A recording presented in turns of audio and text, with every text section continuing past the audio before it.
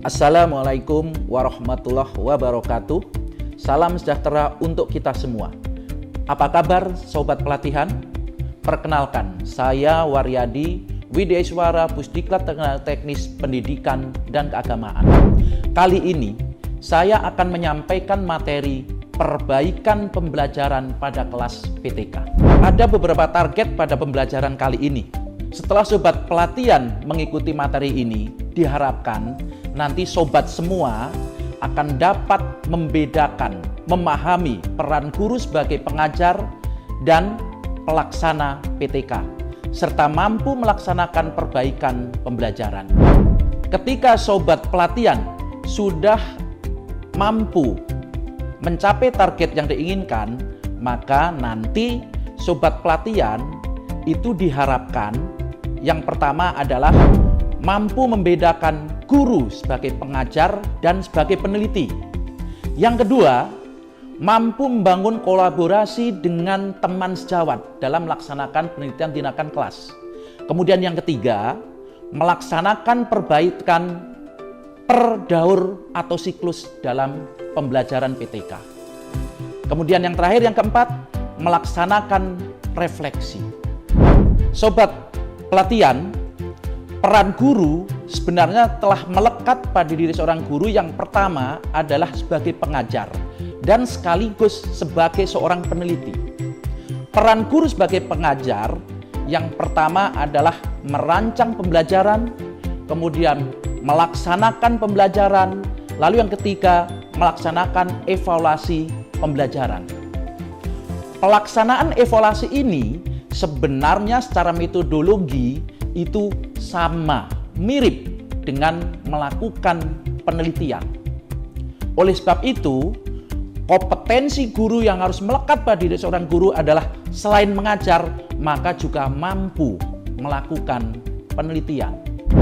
Secara khusus Sobat Pelatihan, peran guru sebagai peneliti yang pertama adalah mengumpulkan, mengidentifikasi, dan menganalisis fakta-fakta dalam pembelajaran. Yang kedua, memperbaiki pembelajaran berdasarkan hasil analisis kajian. Nah, langkah ini, poin-poin ini sebenarnya sama dengan poin-poin ketika Sobat Pelatihan melakukan evaluasi pembelajaran, yaitu melakukan identifikasi, kemudian mengumpulkan data, kemudian mengolah, menganalisis, sampai pada menemukan poin-poin apa yang nanti bisa diperbaiki atau menjadi rekomendasi untuk perbaikan pembelajaran berikutnya. Jadi Sobat Pelatihan, sekarang jelas apa perbedaan peran Sobat sebagai guru dalam mengajar maupun peran sebagai peneliti dalam penelitian tindakan kelas. Nah, peran sebagai peneliti pada kelas PTK itu beda, ya, beda dengan peran penelitian sebagai guru pada kelas biasa. Kalau pada kelas biasa, peran guru sebagai peneliti adalah sudah melekat, yaitu dalam melaksanakan evaluasi dalam setiap melaksanakan pembelajaran. Tapi pada kelas PTK, karena memang disetting untuk penelitian agar mempermudah, mempercepat, dan lebih fokus dalam pengumpulan data atau fakta pembelajaran, maka guru melakukan kolaborasi dengan teman sejawat dalam melakukan perannya sebagai seorang peneliti. Jadi bedanya di sini Sobat. Pada kelas penelitian, maka peran sebagai peneliti akan dibantu oleh orang lain sebagai kolaborator. Sobat Pelatihan, sekarang apa sih sebenarnya peran kolaborator pada kelas penelitian tindakan kelas atau kelas PTK? Kolaborator itu mempunyai peran yang sangat strategis. Yang pertama adalah secara kritis menguji efektivitas tindakan dalam PTK saat proses pembelajaran. Ya. Kenapa? Karena dalam PTK itu tujuan utamanya adalah meningkatkan sesuatu dengan menerapkan sesuatu. atau dengan memberikan tindakan sesuatu. Nah, untuk menguji apakah tindakan yang diberikan dalam proses pembelajaran ini benar-benar efektif untuk meningkatkan sesuatu itu, maka perlu diuji, ya, perlu diuji efektivitasnya. Nah, peran kolaborator inilah sebenarnya yang nanti akan secara kritis menguji efektivitas tindakan yang diberikan dalam PTK. Peran kedua, berkontribusi dalam memberikan feedback saat refleksi. Jadi, ketika proses pembelajaran berlangsung, kolaborator akan melakukan observasi pada proses di kelas, melihat bagaimana proses pembelajaran, bagaimana guru dalam mengajar, bagaimana siswa dalam merespon pembelajaran, bagaimana lingkungan berperan positif pada pembelajaran tersebut. Kemudian data-data yang didapat oleh kolaborator itu akan menjadi data yang akan nanti dibahas pada tahap refleksi. Sobat pelatihan, jadi setelah data, fakta yang didapat oleh kolaborator dari hasil observasi dari proses pembelajaran, kemudian diverifikasi pada tahap refleksi. Di refleksi inilah nanti diharapkan akan menghasilkan solusi-solusi alternatif dalam menutupi kekurangan-kekurangan yang ditemukan selama proses pembelajaran. Sehingga nanti akan menjadi dasar untuk perencanaan pembelajaran pada siklus berikutnya.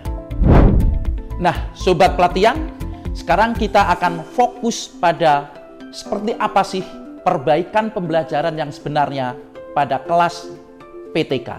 Sobat pelatihan yang kami banggakan, ada beberapa hal yang perlu kita ingat, ya. Ada beberapa hal yang perlu kita ingat. Bahwa yang pertama, memperbaiki pembelajaran dalam PTK bukan berarti mengganti tindakan yang sedang diteliti. Secara logika, kita bisa berpikir, sobat pelatihan semua.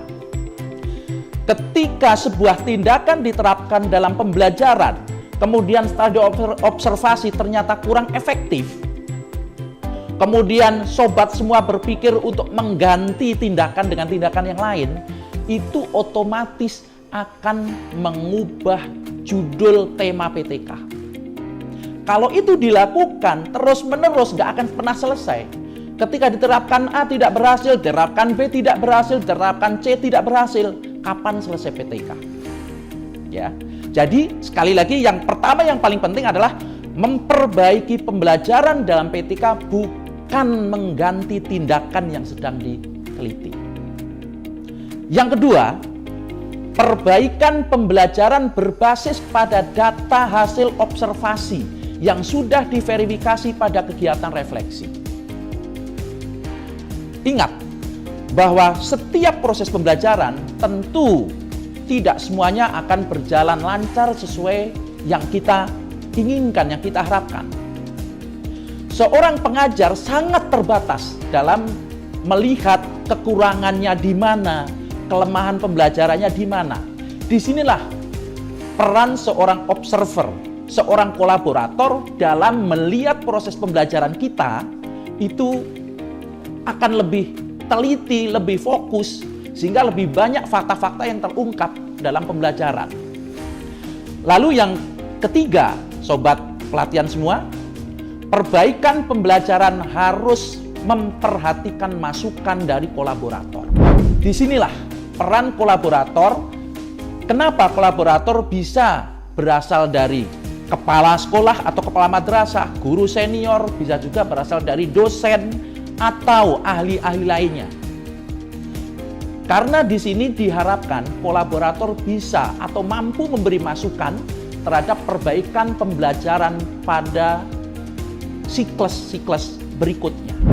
Nah, secara rinci, sobat pelatihan, alur proses kegiatan perbaikan dapat kita jelaskan sebagai berikut.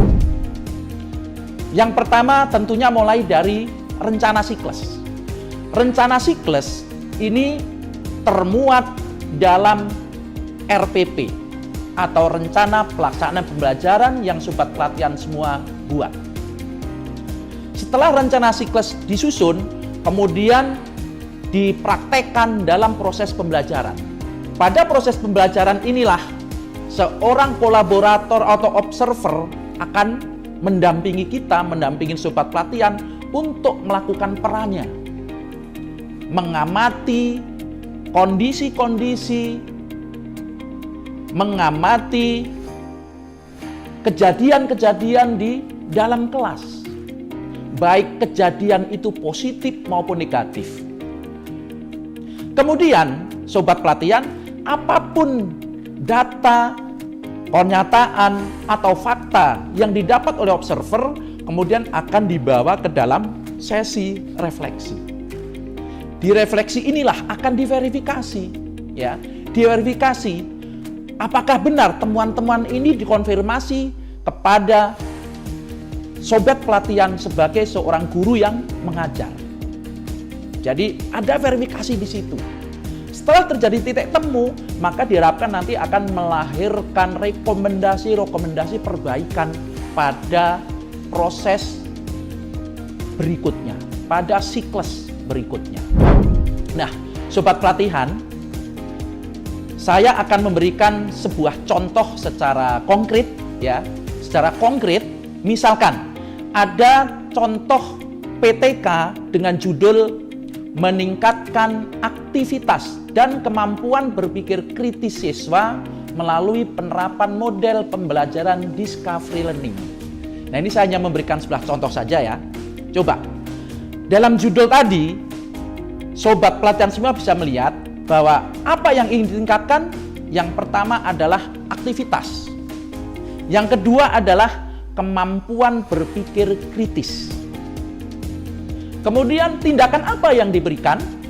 Tindakan yang akan kita coba gunakan untuk meningkatkan itu semua adalah model pembelajaran atau penerapan model pembelajaran discovery learning.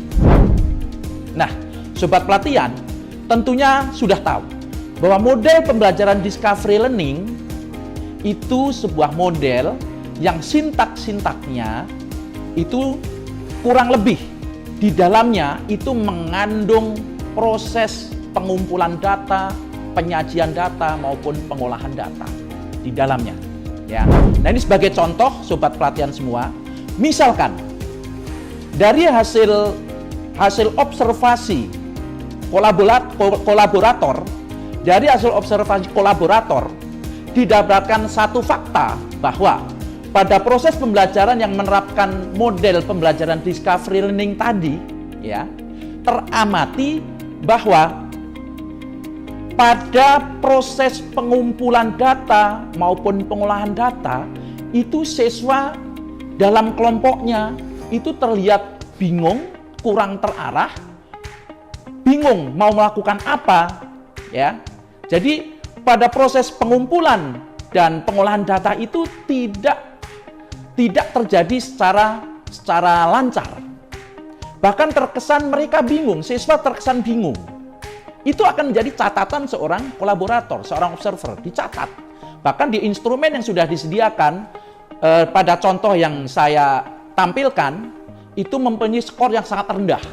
Ya, mempunyai skor yang sangat rendah.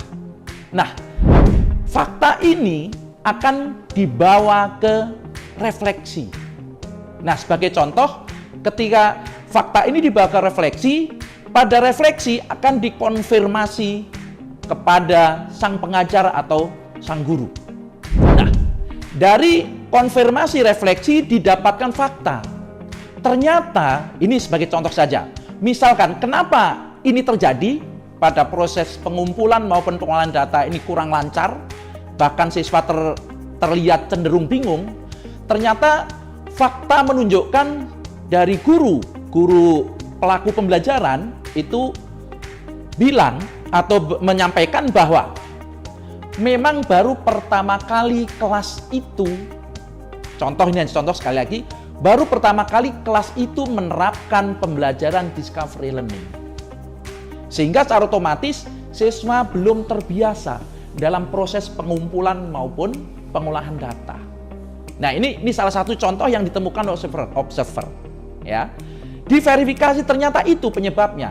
Sehingga dari refleksi, verifikasi, kemudian bisa melahirkan sebuah rekomendasi bahwa untuk pelajaran berikutnya atau siklus berikutnya, proses pada siklus berikutnya, maka guru disarankan untuk menyediakan atau mendampingi proses pembelajaran dengan format lembar kerja pengumpulan data yang sudah di-setting sedemikian rupa, sehingga siswa tidak akan kebingungan.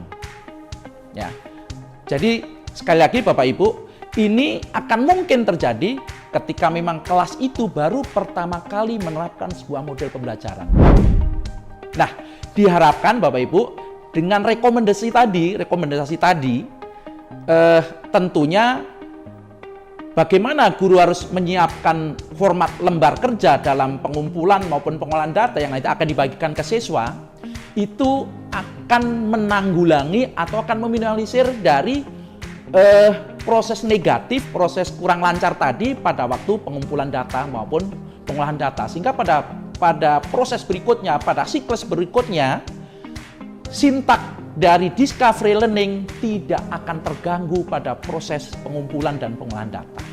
Nah itu, sobat pelatihan, ini salah satu contoh dari kasus ya, bahwa perbaikan pembelajaran sekali lagi bukan mengganti tindakan, tetapi sekedar melihat pada aspek-aspek mana dari proses pembelajaran, dari tindakan yang diberikan itu kurang begitu efektif, maka disitulah dilakukan perbaikan. Sobat pelatihan, demikian pembahasan perbaikan pembelajaran pada kelas PTK. Terus semangat, sekali lagi, terus semangat. Ya, terus semangat. Ingat bahwa melakukan penelitian sebenarnya merupakan tusi yang melekat pada diri seorang guru untuk terus melakukan perbaikan. Dalam mengikuti materi selanjutnya, silahkan sobat pelatihan semua untuk tetap semangat sekali lagi, sehingga sobat pelatihan semua akan mencapai hasil yang maksimal sampai nanti berakhirnya pelatihan ini. Sehingga pelatihan ini akan membawa dampak yang kuat, yang bagus bagi sobat pelatihan semua, sehingga akan mempunyai kompetensi dalam melaksanakan penelitian tingkatkan kelas secara maksimal. Terima kasih. Wassalamualaikum warahmatullahi wabarakatuh. Salam sejahtera.